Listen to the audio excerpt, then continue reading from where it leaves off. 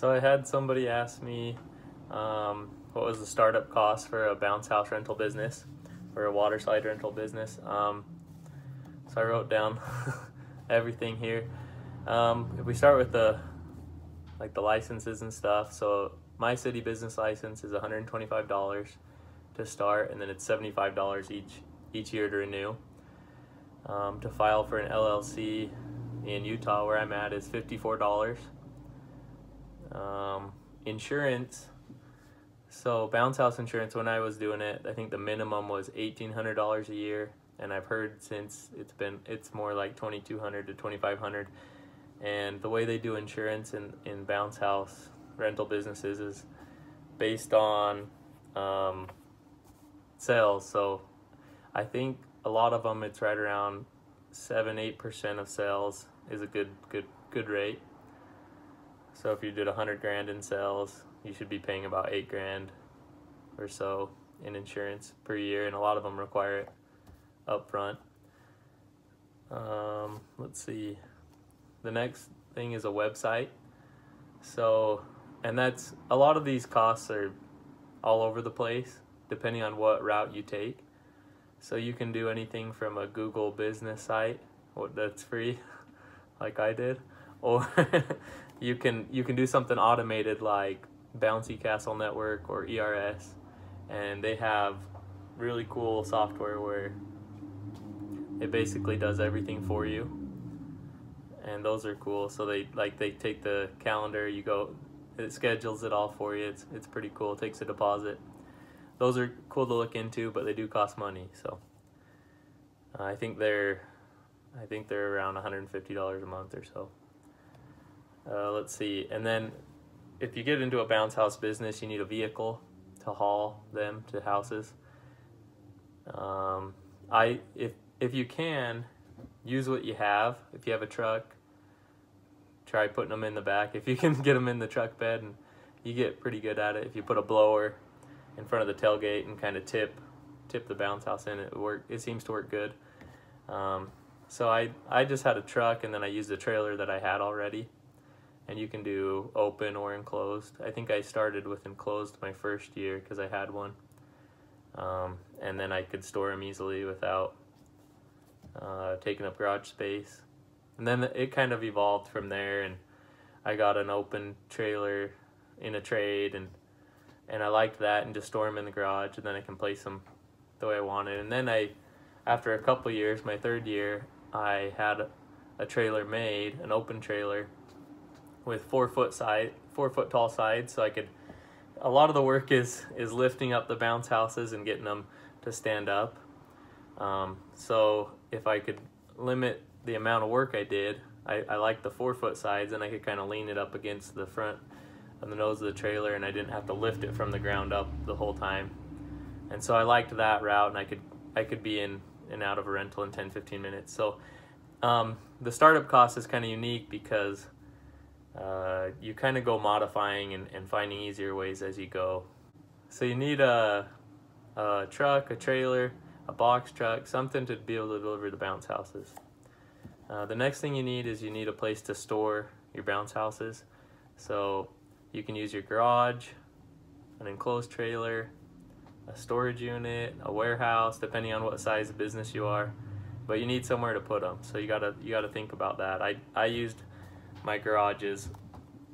I built a little small single car garage in my backyard, and then also my garage, so I could make it easy. And then you can write that off to your garage if you use it. My wife was annoyed, but it worked out for a little bit. So you have to think about that. So it can be anywhere in price, so depending on what route you take.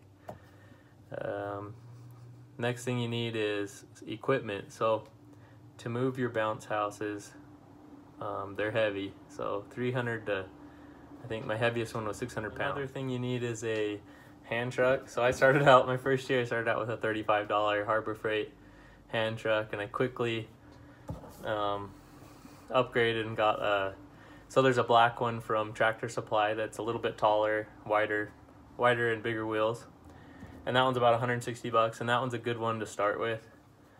I don't think I start with a regular hand truck. And then I decided to make my own. I didn't want to spend $1,000, $1,500 on the nice 4-wheel ones that have a back slope to them. They make it real easy to grab the bounce house and pull it and tip it up.